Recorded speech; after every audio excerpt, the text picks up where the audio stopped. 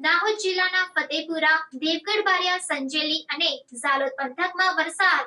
દાહોદ શહેર સહિત જિલ્લામાં છેલ્લા અઠવાડિયાથી વરસાદે વિરામ પાડતા ગરમીએ પુનઃ પોતાની પકડ મજબૂત કરી હતી. 2 દિવસથી સૂરજ દાદા પોતાનું રૌદ્ર સ્વરૂપ બતાવી આકાશમાંથી અગનગોળા વરસાવતા આખો દિવસના તાપ સાથે સખત બફારો થતા લોકો પરસેવે રેબઝેબ થઈ અકળાઈ ઉઠ્યા હતા. સોમવારે અને મંગળવારના રોજ તાપમાનનો પારો 30 થી 32 ડિગ્રી નોંધાતા તેના કારણે પ્રજા આખો દિવસ ગરમીમાં બફાતા હતા. ત્યારે મંગળવારની રાત્રે દાહોદમાં રાત્રિના સમયે 13 મીમી જેટલો વરસાદ વરસતા લોકોને ગરમીમાં આંશિક રાહત મળી હતી. ત્યારે બુધવારના રોજ સવારથી તડકા છાયડાની રમત ચાલુ રહી હતી. ત્યારે બપોરના સમયે અચાનક વાતાવરણમાં પલટો આવ્યો હતો.